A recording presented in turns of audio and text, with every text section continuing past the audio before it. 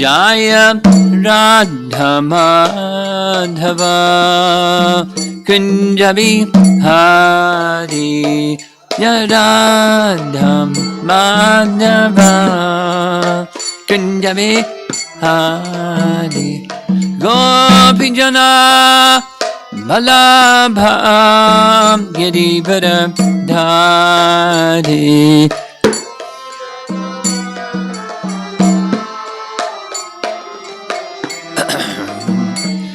Gopijana Vallabha Girivara Dhari Gopijana Vallabha Girivara Dhari Jasodanandana Brajajanandana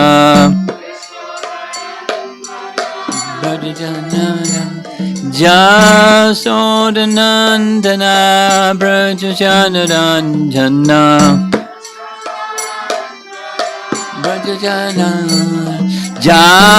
Jamunatira Vanachari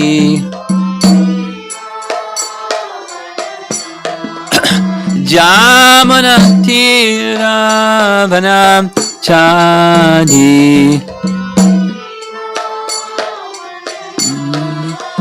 Jaya Radha Madhava Kunja Bihari Jaya Radha Madhava Kunja Bihari Jaya Radha Madhava Kunja Bihari Madhava Kunja Bihari Gopijana Vallabha Girivara Dhari Gopijana Vallabha Girivara Dhari Gopijana Vallabha Girivara Dhari Gopijana Vallabha Girivara Dhari Jasodanandana Brajajanandana Jasodanandana Brajajanandana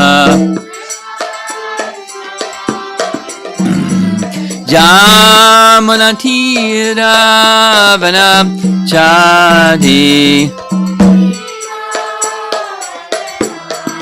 Jamunatira Vanachari Jaya Radha Madhava Kunja Bihari Jaya Radha Madhava Kunja Bihari Jaya Radha Madhava Kunja Bihari Radha Madhava Kunja Bihari Jayom Vishnupad Paramahamsa Parivajagacharya Astatarasatasi Srimad His Divine Grace and Sri Bhakti Vedanta Swami Srila Prabhupada Ki Ananta Koti Vaishnavrinda Ki Gora Premanandi.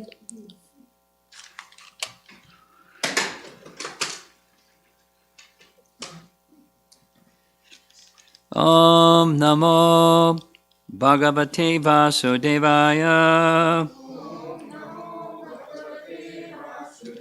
Om Namo Bhagavate Vasudevaya. Om Namo Bhagavate Vasudevaya.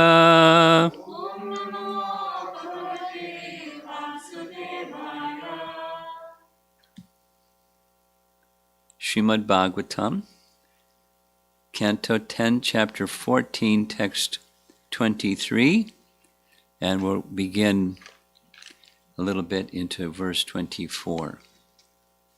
Chapter 14 is Brahma's prayers, and Brahma's prayers follow Chapter 12, This is chapter 14. So chapter 12, the stealing of the cowherd boys and calves, etc. Brahma Vimohan Lila, pastime. Brahma becoming bewildered by what he sees when Krishna manifests, when he manifests. Even when the cowherd boys are in the cave, Krishna shows all the cowherd boys, etc. And chapter 14 begins his prayers. The first of the prayers kind of sets the stage for a series. The verses go in groups or clusters with certain theme. So the first verse, very important verse, says, I don't understand you. I don't understand the happiness that you're experiencing. I feel a lot of mercy because you're showing me what you showed me. You showed me there's no limit to your mystic powers and your opulences. And at the same time, you're showing me your original form. And I wish to attain you, those 5 things. And then it goes from there. One of the sections, it's glorification of Krishna. At the same time, it's teachings of the relationship of different entities that expand from Krishna, the source of everything. In some cases, it's the Purusha avatars. In some cases, it's the Lila avatars. In some cases, it's the Guna avatars. Guna avatars means those in charge of the modes, Brahma, Vishnu, and Lord Shiva. The relationship between them and the source, Krishna. And then there's a whole section, we're just ending with this verse 23, on his energies. At least, the energies, the spiritual and material energies. It doesn't include the marginal living entity energy, but the spiritual and material energy. So it goes like this, keeping it simple, because it's really involved. It's with Krishna's spiritual energy, or his Swarup Shakti, that Krishna manifested before Brahma what he manifested. The forms of the cowherd boys were not material forms, they were spiritual forms, they were Krishna. The calves weren't the calves, they were Krishna. The universes, the potencies of Krishna that were surrounding by each of the Vishnu forms, they were also spiritual potencies. The universes that were manifest were not the same universe that we look in the sky and see, or look around us and see. That's what we look around and see is the material, and what Brahma showed, Brahma was shown by Krishna was spiritual. And he uses repeatedly his inconceivable potency. Even his material potency is inconceivable how it works. And then there's this section that's a little puzzling, but even the material energy can be seen as real and can be seen as not fully real or illusory. The expression in the previous verse 22 is what you see in a dream, and it's insubstantial. While you're going through the dream, it may appear to be real, but it's insubstantial. So like that, the material universe is compared. Then on the other hand, it's also described that because that Prakriti or material universe emanates from the source of the Purusha, the person whose energy it is, there's a semblance of reality. It appears to be real. The illusory potency works that way. It appears to be real and substantial.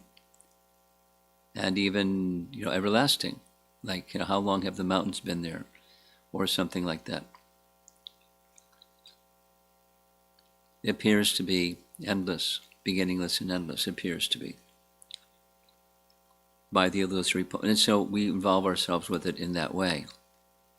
And then the conclusion is, by bhakti, this is what we're supposed to be getting from this, which is, there is a relationship between Prakriti and the source of Prakriti, Krishna.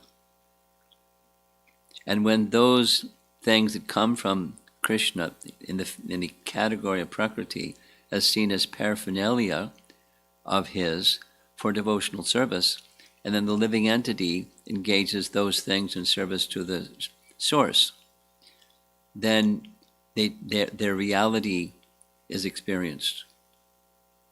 And they act in a spiritual way rather than a illusory covering consciousness way. That's the teaching. So we're at the very end of, actually it's verse 22. Verse 22 is, I'll read it, and we'll hear Sanatana Goswami's commentary. 10:14:22. Therefore, it means it's a concluding verse of that whole section. This entire universe, which, like a dream, is by nature unreal, nevertheless appears real. And thus, it covers one's consciousness and assails one with repeated miseries.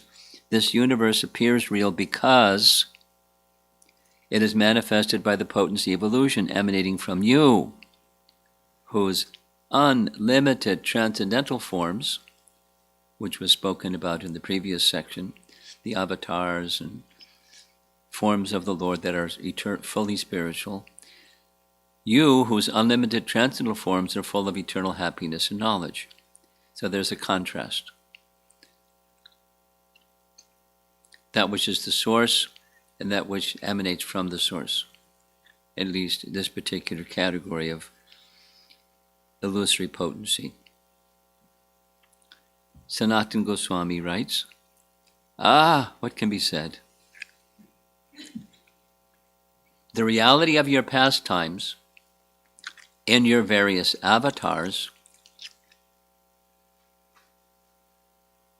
shines as truth, because the material world, though false, is related to you. So where there's darkness and then there's some light within the darkness, the light shines. Because it's over here, it's dark, so it's like, wow. Because your pastimes are spread with Yogamaya, tasmat, or therefore, the world is unreal. In contrast, the world is unreal. That's how he begins. So, what he's expressing, you'll hear further. There are these two kinds of Maya. There's Yogamaya, and that's the spiritual kind. And there's the Mahamaya, that's the illusory kind. And then there was this whole section, Vishwanath. Now, Jiva Goswami said, definitions of Maya vary. And depending upon context, you're to understand the meaning accordingly. And sometimes it means this, and sometimes it means that. So there's the internal potency. That means it's very clear what it means. It's all spiritual. And in contrast, there's this universe that Brahma created, or built, or did the engineering of. And it's made of illusory energy, which is in contrast to you, who's the source of it. That's all spiritual. And you do what you do through Yogamaya. That's the introduction. Or the idea that the world is unreal, like the mirage in a desert, or the activities during a dream. There is such a... Water exists and mirages exist, but it's not water. Something happens when one's in dream. If you have a bad dream, you're perspiring and your heart's palpitating, and something's going on. But it's not what it appears in the dream. Oh, a tiger's chasing me, or something. There's no tiger. But in the mind, there's something happening. And fear and screaming and whatever. Heartbeat. So it's not false, but it's not what it appears to be. That in other words, illusion. The idea that the world is unreal is established in verses 16 through 18. In verses 16 through 18 is summarized in this verse. I think that's my phone. I usually shut it off before we begin.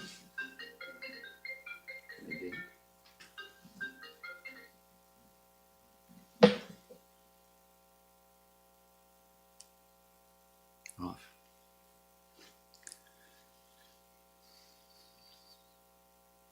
Okay. The idea that the world is unreal, as established in verses 16 through 18, which I'm going to read, is summarized in this verse with the word tasmat. Tasmat means therefore. This should be connected to the statement, quote, because you showed the false universe to me, Brahma, and to your mother. That's from the verses 16 through 18. So this verse 22 should be connected to that. Here's 16 through 18. This is the BBT translation. My dear Lord, Brahma is saying to Krishna, in this incarnation you have proved that you are the supreme controller of Maya. Although you are now within this universe, the whole universal creation is within your transcendental body, a fact you demonstrated by exhibiting the universe within your abdomen before your mother Yashoda. 17.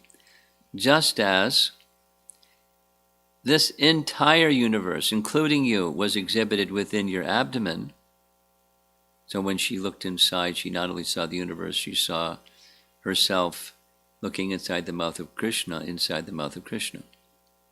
So he was inside his own mouth.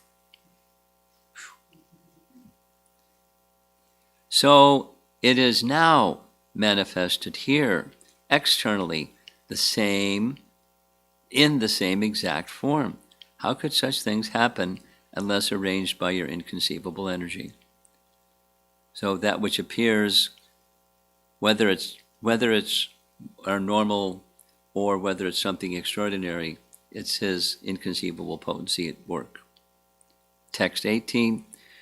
Have you not shown me today that both you yourself and everything within this creation are manifestations of your inconceivable potency? First, you appeared alone, and then you manifested yourself as all the Vrindavan's calves and cowherd boys, your friends. Next, you appeared as an equal number of four-headed Vishnu forms who are worshipped by all living beings, including me. And after that, you appeared as an equal number of complete universes. Finally, you have now returned to your unlimited form, although he's small form, 5-year-old boy, unlimited form, as the Supreme Absolute Truth, one without a second. Sanatana Goswami's commentary continues. The Lord is without destruction, Anante. He is eternal. The word asat, the asat world, seems eternal because of a relationship with the sat. The world is like a dream, temporary, that becomes eternal because of a relationship with the eternal, Nitya. That's the universes that Krishna showed to Brahma. Without consciousness, by relationship with the conscious Lord, it, that's the universe, becomes conscious. Filled with misery, by relationship with the blissful Lord, it becomes full of happiness.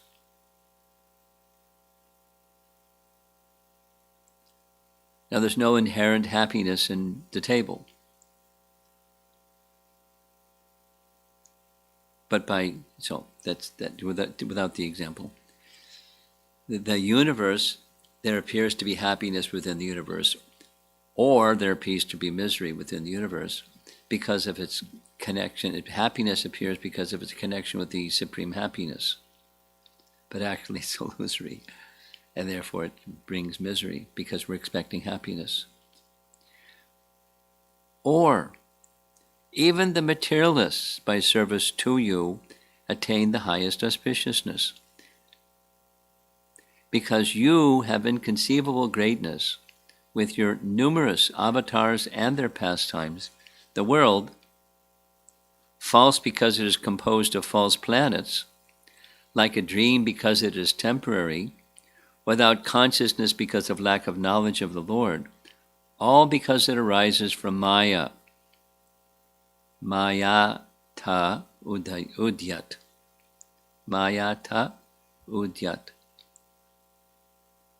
So this world, if used to attain you, twayi, that is, if used as service to you, then it becomes excellent. Sad iva ava bhati. So that's same as what was said before. This is just kind of summarizing what other acharyas have written, that is. So is this table true or false? And they're philosophers. Brahma says, some philosophers say this, some philosophers say that.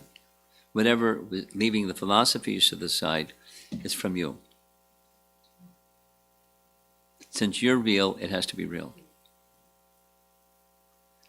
But it's temporary, and therefore it's not in the same category as you. So there's different categories of Shakti. The internal and the external. And when the external is used in service to you, then it becomes excellent. That's his conclusion. The world then shines like Vaikuntha.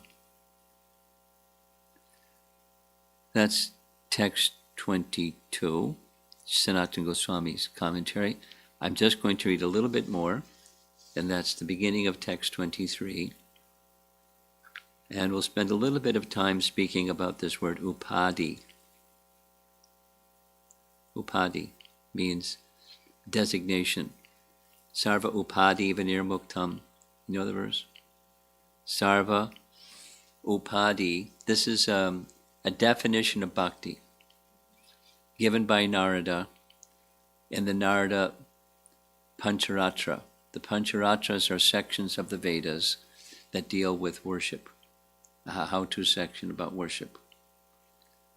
So in Narada Pancharatra it is said, it's a definition of bhakti. And it starts with Sarva upadi vinirmuktam tat paratvena nirmalam rishikena rishikesha sevanam bhakti uchate.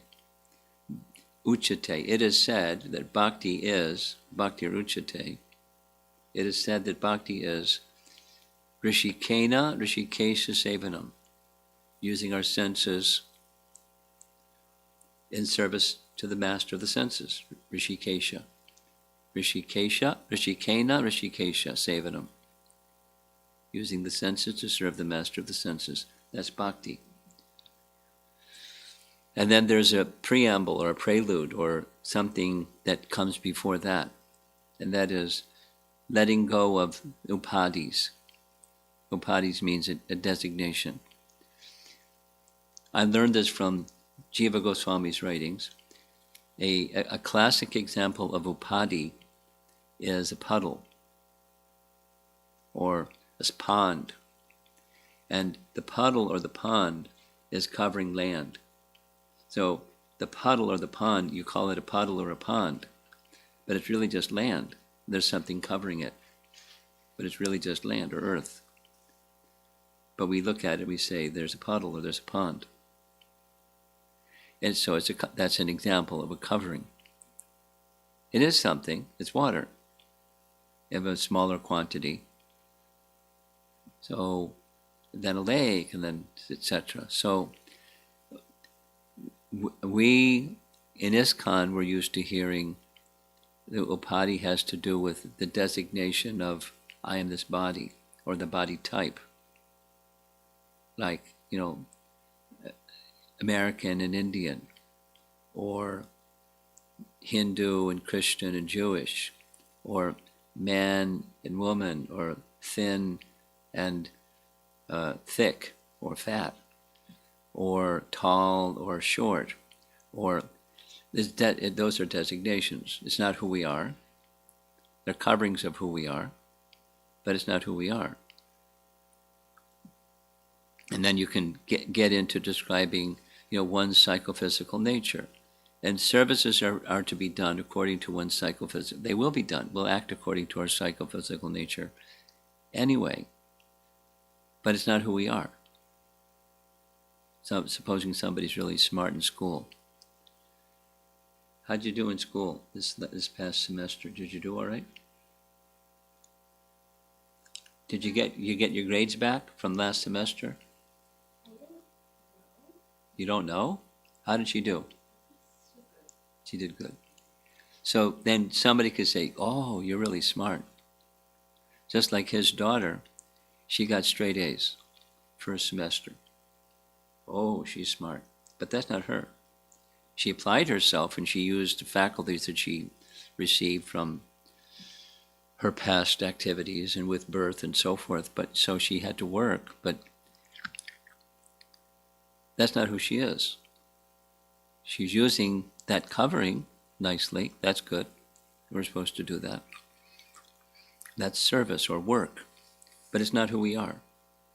Upadhi. So, Mayavadis, unfortunately, they say that Vishnu or Krishna is only Brahman covered with some upadhi. The Vishnu upadhi, or the Shiva upadhi, or the Brahma upadhi, or the whatever it is upadhi, because all there is Brahman.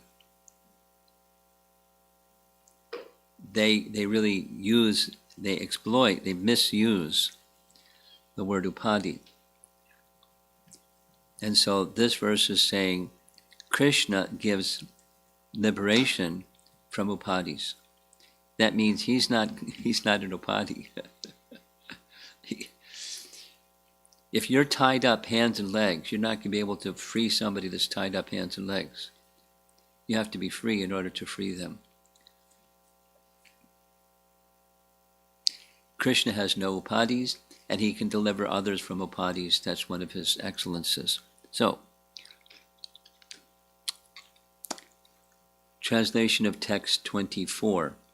He's addressing Krishna, 5-year-old boy standing before him.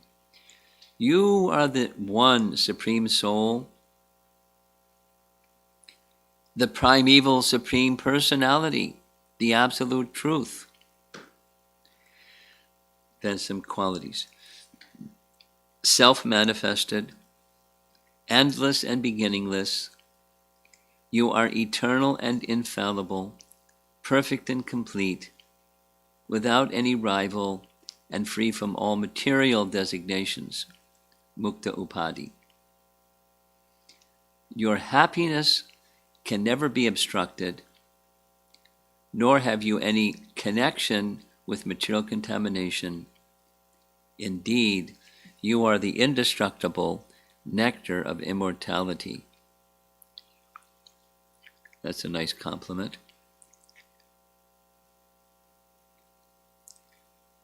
Ajasra Sukham. Akshara means indestructible. Sukha means happiness. Ajasra there's nothing that can stop it. The bhakti is said to be like that too. There's nothing material that can stop it. And that's because it connects with Krishna, who is ajasram sukha, happiness that can't be obstructed. Here's the BBT purport, and it's just a few paragraphs. Starts with Srila Sridhar Swami explains how the various terms of this verse demonstrate that the transcendental body of Lord Krishna is free from the characteristics of material bodies. So there's the Purusha avatars, Leela avatars, Guna avatars, and other appearances of the Lord, his own potencies, shaktis. Now it's focusing on his form again, back to the first verse. He's saying, I don't understand this form of yours, but now he's describing it. And the main point of his description is it doesn't have the defects of material bodies. It has very different characteristics than material body. It's not a material body. His form is all spiritual. And it starts with this. All material bodies go through 6 phases. Shadvikar, 6 transformations. Birth, growth, maturity, reproduction, decline, and destruction. But Lord Krishna does not take material birth. See, since he is the original reality, a fact indicated here by the word adya, or original.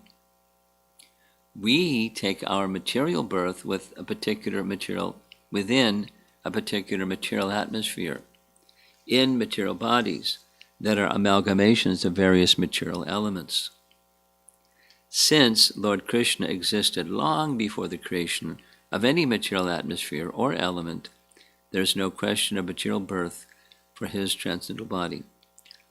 So it's going to go further, but just say it again so it's clear where this train is going. His form is all spiritual, and one of the ways to determine forms that are material is they have these changes. They're anitya instead of nitya. And there's symptoms of those 6 temporary transformations. Krishna doesn't have any. Although he appears in a way that's different than our appearance, obviously. And it's pre-existing form exactly as he appears. Like, for example, the Acharyas describe this. It's not here. But the Lord can appear however he likes. Who's the mother and father of Lord Nrsingadev? He appears from a pillar. Lord Varaha, who's his mother and father? He appears from the nostril of Brahma. So he may appear as the son of Kashyapa and Aditi, as Vamana. Or he can appear however he likes. Matsya, what was it? So his appearance is not material. That's one of those essential things to understand. The appearances that are not material may appear, but there's not material appearance. So Janma Karma Chame Divyam. You know that verse, right? Janma Karma Chame Divyam. Do you know that verse? Chapter 4 Bhagavad Gita. It's a nice verse to learn. Do you know that one? We hear it every Krishna Janmashtami because it's Janma. So Janma, Karma, Cha Me Divyam. Divyam, transcendental or divine. Janma Karma Cha Me Divyam. Evam yo veti. Veti comes from the root vid, means to know. Vit, to know, knowledge. Like Vedas, same dhatu. Veti, those who understand the divyam, transcendental nature of my janma and karma, is sufficient for breaking the cycle of birth and death, not taking birth again. Janma karma cheme divyam evam yoveti tatvataha. Tatvataha means in truth. Purnar janma na. No more birth. Iti, thus. Mam iti, you come to me. So, Brahma's giving us the tattva of Krishna's janma.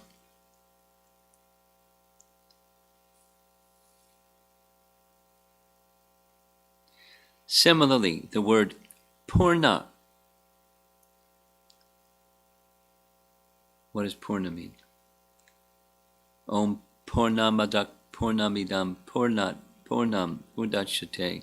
Purna means complete. Purna? Purna.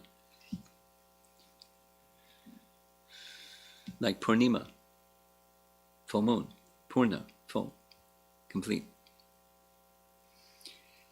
The word Purna, meaning full and complete, refutes the concept that Lord Krishna could grow, since he is ever existing in fullness. Even when he was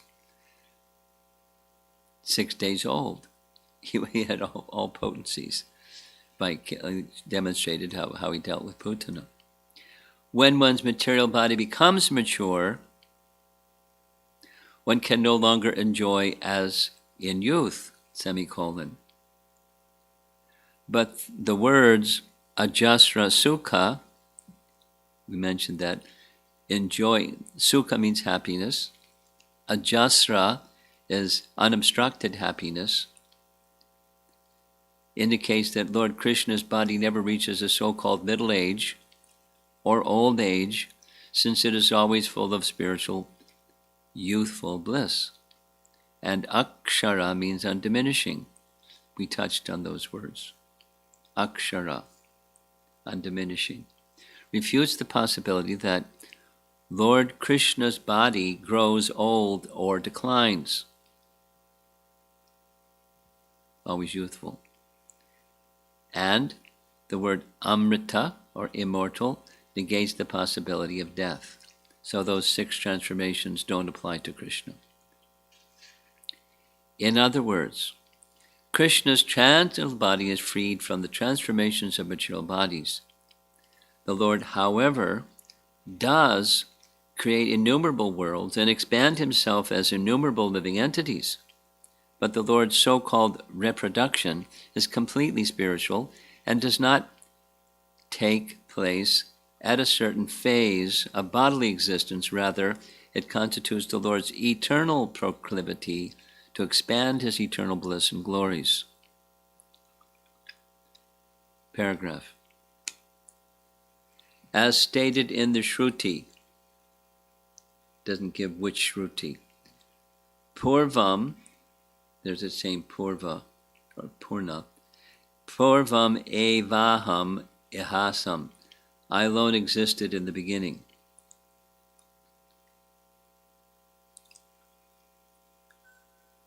Purvam evaham ihasam. I alone existed in the beginning. That's very similar. We've been hearing in the Chicago temple. Like every morning class, there's been some discussion on the first of the Chaturshloki verses from the Bhagavatam. There's 4 essential verses that constitute the essence of the whole Srimad Bhagavatam, called the Chaturshloki verses. And it starts with 2.9.33. 2.9.33. And it begins, Aham eva asam eva agre. And so the verse says, same as here, before creation, I alone exist. During cosmic manifestation, I alone exist. After cosmic annihilation, I alone exist. It's expressing the oneness aspect of the creation, or the universe says, the prakriti of the Lord with him. That's the oneness. He expands and he withdraws. He manifests the universes and he withdraws the universes. They're his potencies under his control, Maya Dyakshena Prakriti. Therefore, here the Lord is called Purusha Purna, the primeval enjoyer. Purusha means enjoyer. Prakriti is enjoyed. Purusha means enjoyer. Purusha Prakriti. It's in chapter 13, verse 1, Bhagavad Gita. That's one of the 6 questions, or 2. What's Purusha and what's Prakriti? Prakriti is material nature, and Purusha is the enjoyer of material nature. Purusha. Purusha. And Purna, we already heard that one, that means complete or full. So he's here in this verse, this text we just read, he is spoken of by Brahma as Purusha Purna, the primeval enjoyer. Purusha, enjoyer, Purna, complete. This original Purusha expands himself as the super soul and enters every living entity. Still, is the ultimate absolute truth, Krishna, as stated in the Gopal Tapani Upanishad. Nice verse. I'll recite it. It refers to Vrindavan in the Upanishads. Ya sakshat para brahmeti govindam sachit ananda vigraham vrindavana sura buraha talashinam. Translation. The Absolute Truth himself is Govinda, who has an eternal form of bliss and knowledge, and who is sitting beneath a shady desire tree of Vrindavan. Burudha Talasinam, the shady desire tree in Vrindavan. So, the Absolute Truth is a person, in other words. Almost done. This Absolute Truth is beyond material ignorance and beyond even ordinary spiritual knowledge, as stated in the same Gopal Tapani. Vidya vidya bhayam bhina.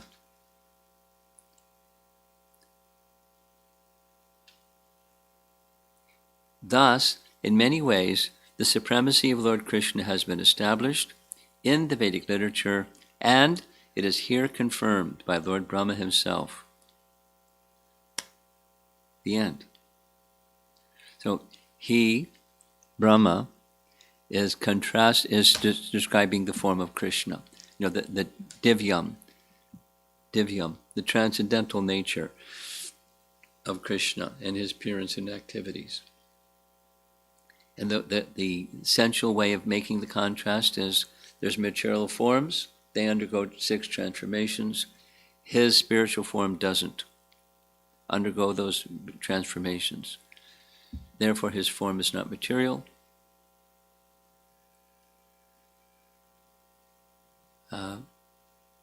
And yet that which comes from him, this material universe, back to the previous section on Shakti, this Shakti can be temporarily manifest and then again withdrawn. But so Krishna also appears and then disappears. But it's different. He's all spiritual. He appears and disappears by his own will. He's not under the control of anyone or anything. We can't say the same thing. We're not in control. Far from it. We're always controlled. And Krishna is not controlled. And his form is all spiritual. Satchit Ananda Vigraha. Same as, interestingly, the first verse of Brahma Samhita. Do you know that verse? Ishvara Parama Krishna. Satchit Ananda Vigraha. You know the rest? Anadir Adir Govinda Sarvakarana Karanam. You've heard it before. It's a celebrated verse, And it's essentially saying the same thing that's in this verse. Summarize. There's the living entity, to some degree, has some control, but we're controlled. You control your shoes, but somebody can steal your shoes. Then you've lost control of your shoes, and so forth. We have control of something, but we're controlled by something. Everyone is a controller of something, and that being able to control something has a prior cause, and we're the effect of some prior cause. But there's original cause that doesn't have a controller, and that's the Parama Ishvara, Supreme Controller. Ishvara Parama Krishna, and he has a spiritual form, Satchitananda Vigraha. Vigraha means form. He has a spiritual form.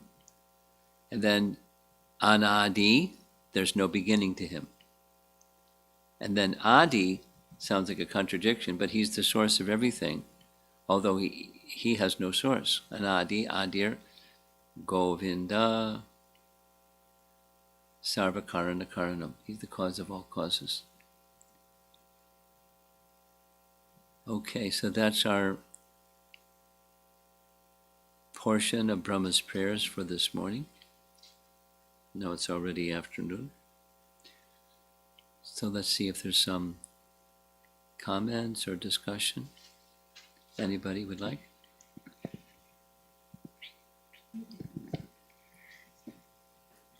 Hare Krishna. You're on. Hare Krishna Guru Maharaj. So I'm trying to understand the material things lacking consciousness, but they gain conscious because of in relationship with the... They appear to be conscious just like your body. Okay. Our bodies appear to be the tree out there, that nice green wrapper around the tree in honor of the... I asked, what's all that about? So the tree is also conscious. The ducks that don't have a pond to swim in anymore because it's all ice. They took a vacation, went to Florida or something, but they'll be back. So every living entity is conscious, and it appears that the body is conscious by contact with spirit. The body itself is not conscious. Mother Nature, nature seems to respond to things, but it's not it appears therefore the language that was used previously is not proportionately, but a semblance. That was the word that was used. A semblance of sat, a semblance of Chit. Okay. I was also trying to understand like Krishna's flute or other material objects trying to serve Krishna in Shantarasa, right? I was trying we're in the spiritual world now, right? Your reference is in the spiritual world. So, Krishna's flute is conscious, definitely. Okay.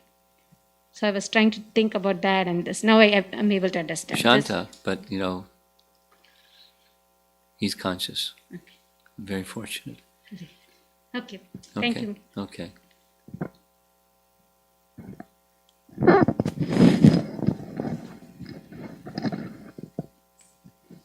Hare Krishna Maharaj. So Maharaj, I was actually stuck on that word Purnam. I can hear you better if you take your mask off until if we finish speaking, then you can put it back on. Sounds good. Is this better? Much better. Thank you. So I was actually stuck on that word Purnam. Purnam. Purnam, yeah. Okay. And initially you also mentioned that, so Krishna is Purnam and we are not who we are, right? We have all these upadhis and designations, but that's not who we are as an Atma. So all the attractions that we face, or all the whatever my desires are, or whatever my anger and everything is it is it an effort to achieve that quality of completeness? Yes. It's misplaced. And that was my question. So what is wrong in certain, like for example, if we are nothing but a part and parcel of him, right? And he owns everything. So if the Atma is saying that I also need to have an ownership attitude, it's not in direction with him, but then there is that propensity. How can you blame The that spiritual propensity? propensity is Krishna is mine. It's called mamata. Krishna is mine. That's how the residents of Vrindavan feel. He's my best friend. He's my darling son. Even if you're not his mother and father, if you're not Nanda and Yashoda, he's my son. They all feel that way. And then he becomes their son. So, at least for a year. So, that's where that consciousness is properly reposed. Okay. And then there's the improperly reposed. Okay. The competitor, enjoyer. Right. So the struggle here is we have all, when we keep saying, we understand theoretically that we need to engage everything in his service, right? But it's an immense struggle to actually do it. Of course. It's very artificial from the top, saying, okay, this is for you. But then you know that you are forcing and telling that. That's okay, you're practicing, not forcing. Practicing. I mean, bhakti means to practice.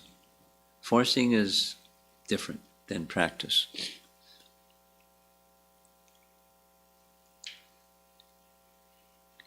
Let's say, somebody has a criminal mentality, and somebody has a law-abiding mentality, and the criminal is always thinking, when can I steal? Right. When can I not follow the law? And the law-abiding citizen is not even thinking like that. They're obedient.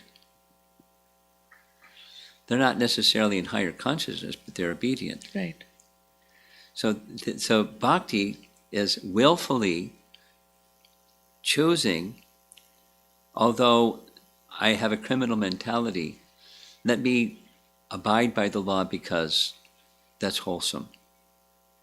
I want to become wholesome. I want to stop being a criminal, or I want to stop being an addict, or I want to stop being a whatever. Right. I want to overcome this lower nature. I want to go to the higher nature.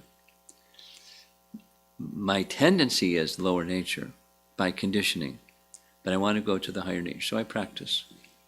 And that's different than, I'm going to get slapped if I don't do this. Yeah, if I don't.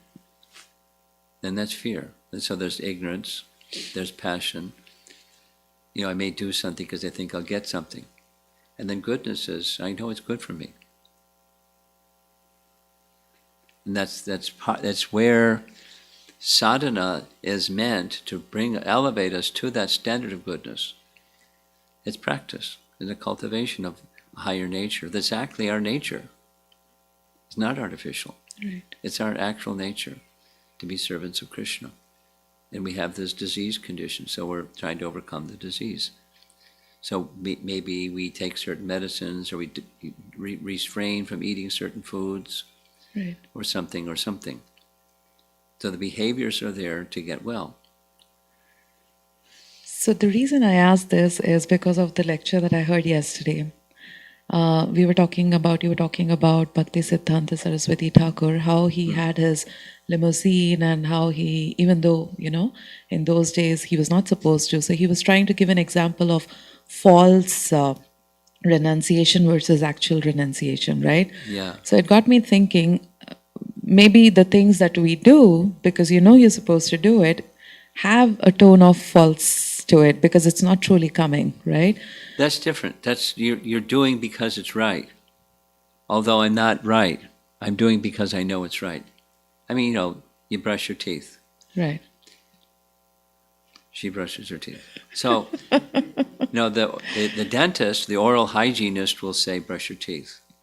And I may not understand all that the oral hygienist understands about brushing teeth, but I brush my teeth because I know it's good for me. And it feels yucky if I don't. Yeah. So I do it because it's good for me. So it's not false.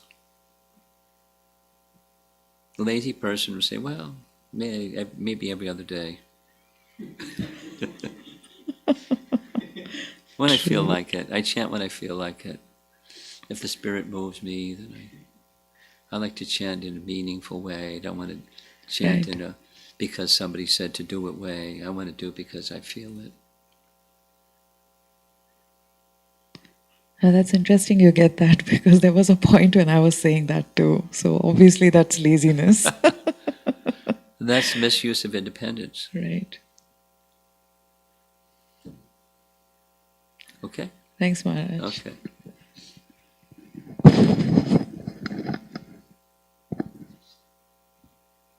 Anything? In the room? Anyone? No? Okay. And do we have something online? Okay.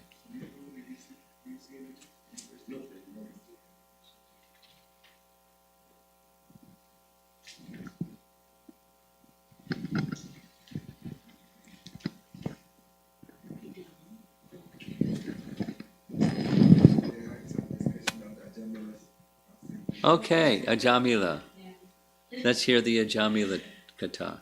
So, as a group, we all read it, and there was a particular verse where the Vishnu Dutas are giving their defense to actually not hurt Ajamila, and in that translation, there was a sentence which said, "Even though he did not chant purely, he chanted without offense." Yeah.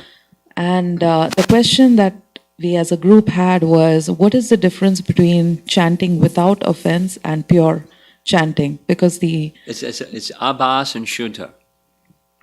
I don't There's understand. Abbas means shadow or reflection. It can mean those two things. So there's three stages. Aparad, that's offense. Shuddha, no offense. Excuse me, pure. And then, so his chanting wasn't pure, but it was in this medium range called namabas. So that's what I don't understand. Okay, I'll explain. Okay. Okay. It's a shadow. So, real easy. This is the example for me is really easy. You're driving your car at night, and you're looking in your rear view mirror and the side view mirror, and you see headlights. It's not that there's a pair of headlights in your mirror. It's a reflection Right. that tells you there's a car behind you. Correct. And over there is a car behind you. And now these days, when the car is passing you, the light have the flashes indicator. and all those things happen. So, but it's not light, it's a reflection of light. And that's different than the direct light. The reflection is different than the direct. Correct. So here's an apple, here's a mirror, there's a reflection of the apple in the mirror. Right. There's no substance over here. It looks like an apple, but you can't get nourishment from eating that which is the reflection only. Correct. But it looks just like it. So namabas is like that. It's a reflection of. It's very powerful. That's what we're doing. We're doing namabas. We're neither this nor that. We're in the abas stage, commonly. So, what are the qualifications of without offense? That means you don't have. Ah, that's the right question. So you can say it's on the positive and negative. So there's 10 offenses and you avoid them, and you reach nam, shuddha nam. Right. Or another way of saying the same thing, the coverings of consciousness, when the coverings of consciousness are cleared, the same name becomes shuddha nam. The difference is consciousness. When consciousness is cleared, Cheto Darpana Marjanam, that's the first stage. Consciousness becomes cleared. Bhava Mahadavakti Nirvapanam, the whole blazing fire of material existence is extinguished. That's the Shuddha stage. Right. And then there's 5 more things that are characteristic. You read those 5 things, and that's what tells you what Shuddha nam is. The stage beyond Abbas. So how to get there is the practice where consciousness, maya sakta mana, partha, yogam yunjan madashraya, Bhagavad Gita 7.1, write it down, look it up, where the asakti, or the attachment of the mind goes to Krishna. Maya sakta mana. Maya sakta mana. Where the mind is attached to Krishna. Mayi is to Krishna. Mind is attached to Krishna. Then how do you get there? You practice cleansing, and that's the anartha eradication, or the abhas.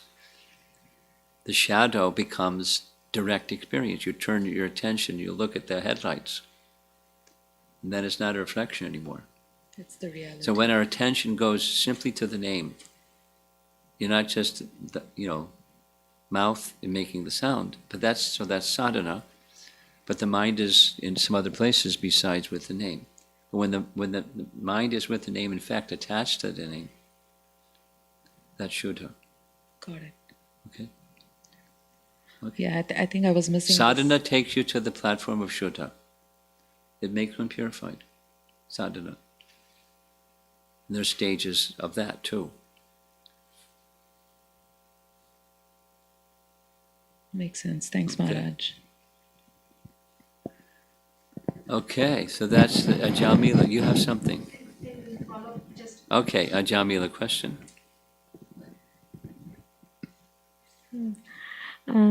In follow-up with that question, Yeah, in follow-up with the question. her question. Yeah, her Follow question. up, okay. Yeah. So, based on your explanation, I understand that, from Namabhas to Shuddhanam, we have to go. It's like transitioning from phases of bhakti, right? Yes. From Yes. going from preliminary stages, then you go into all the Ananta Nivritti happens. So, by this stage, after the anarthas are cleared, the sins are cleared, your mind becomes pure. It is Almost totally, pure. almost pure, totally attached to Krishna, asakta, and then Yeah. Nivedana, and then the prema bhakti. You got right? it. You got it.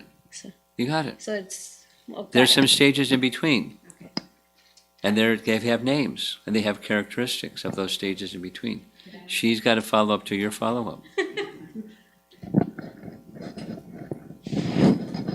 Thank you for that, with being careful with our... So it's not a follow-up to hers, but just a question on the Ajamila story, right? What was curious was when the Yamadutas and the Vishnudutas come in and they actually save, they don't take Ajamila directly at that No. point of time, even No. though he has realized what he has done wrong. They let him stay back in the material world. Yes. And my question was, when they came that far, why didn't they take him away right away? Because he wasn't purified yet. He wasn't fully purified yet. He had chanted Namabhas, but not Shuddhanam. So they waited for him to completely he surrender. he went to do Shuddhanam, the Shuddha Bhakti. He got reprieved, he got relief. Namabhas, the kind of chanting that we do, has the power to relieve all sins, the reactions to all sins. The reaction to all sins, that's negation. But love for the Supreme Person is not necessarily established yet. That comes in the Shuddha stage. That actually scares me because I don't know when No. I'll be going to that Chitta stage, right? Well, it happened. And- The difficulty is to go through the anartha vritti stage out to the other side. That takes a long time. But once the stage beyond anartha vritti is established, nishtha is steadiness. The rest happens quickly. But however long it takes, don't be scared. Apply yourself to overcome offenses to come to the offenseless stage. That's where your focus should go. I mean, your daughter could look, oh, all these years of school, I don't know if I want to do it.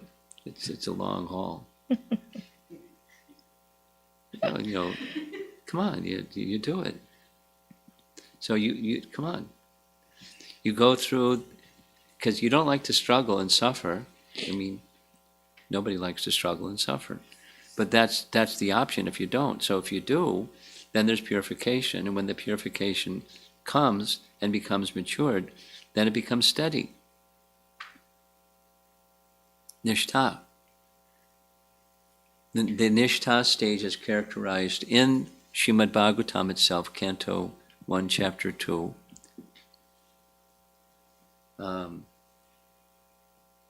Look up the verse number. Nashta prayeshu abhadreshu nityam bhagavata sevaya bhagavati uttama shloke bhaktir bhavati. Naishtaki, nishtha, is when the abhadras are almost gone. Nashta prayeshu abhadreshu prayaya. It's almost gone. It'll keep going, they'll be gone, but there's a stage where they're almost gone. That's called nishtha. And then from nishtha, then there's taste, and from taste there's attachment. From attachment there's bhava, and bhava comes prema. Right. It goes quickly. The long duration is moving from the offensive to the clearing stage, where abhadras or anarthas are eradicated. That's where we are. And that's the struggle. But the struggle is not just struggle. It's, we surrender to Krishna, then we can crest beyond the struggle. That's the important part. Okay? Thanks, Maharaj. Okay. Huh? 1 to 18. Anything from you? Okay, we're good. Anything? Yes, there's one over here. Hare Krishna Guru Maharaj. This is from the yesterday class, Maharaj. Yesterday class. Yeah. So, Srila Bhaktisiddhanta Saraswati Thakur has given an instruction to Srila Prabhupada, go to the West and preach, right, Maharaj? So, on that, because he came to West, because of that we got you, Maharaj, I understand. But I wanted to understand the real reason why he asked him to go to West and preach. Because, there is two reasons to ask this question. So when I'm meeting my Western friends also, how should I communicate this message? From that intention also I'm asking this question. Well, Bhaktisiddhanta, we mentioned yesterday, Bhaktisiddhanta didn't just ask Prabhupada. It was part of his mission. Many persons were asked. Some persons specifically were sent with sacrifice by the part of all the Gaudiya Math centers to fund them with their travel to England, etc. But it was a well-known part of his mission, because it was Lord Chaitanya's mission. It wasn't just, and it was something that his father, Bhaktivinoda Thakur, had also emphasized. So he was caring from his father, who was caring from Lord Chaitanya, and so forth. So why it wasn't just Prabhupada, it was many. And Prabhupada did it, that was the difference. And then, the other question, how should you speak? You're just, the best is nimitta matram. You just be an instrument of that message. Read and understand how Prabhupada spoke to his audience, the Western audience. And you just, according to your capacity and according to your sensitivities and sensibilities, because the audience might be a little different than the young people that Prabhupada was approaching, etc. So you open your heart to Prabhupada's compassion, and you fill your heart up with his compassion, and you try to present, in a simple way, according to the individual. In time, place, circumstance. Something is appropriate at one time and not at another time. Something is appropriate for one person and not for another person. So there has to be some intelligence, some discrimination about who, what, where, when, how, why. So that you have to have some gift from Krishna in the form of intelligence, how to best convey the message. But the cleverness is not the key. Sincerity is the key. Wanting to be an instrument. And recognizing mentalities are different and sensibilities are different. Language is different, culture is different, attachments are different. Allowing for all of that. Krishna, please give me intelligence so I can not say too much and scare people off. But, so one of the best things to do it's a rule of communication. It's really simple. Seek first to try to understand before trying to be understood.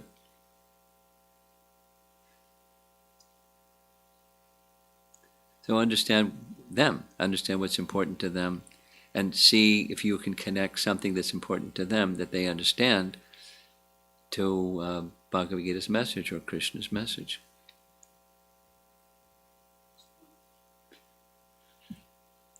Depending on the person, because everybody's different.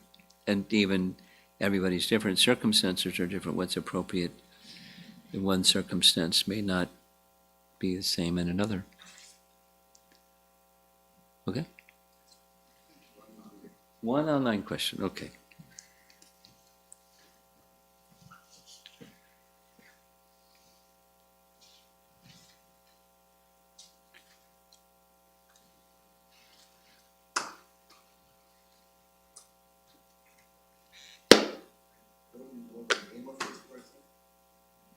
Anonymous. It says peanuts, so I don't know the name. Okay. My understanding is that one needs to be intrinsically motivated to progress in devotional life. If one is not intrinsically motivated, even in achieving goals in material life, how does one cultivate that? By associating with those that have it.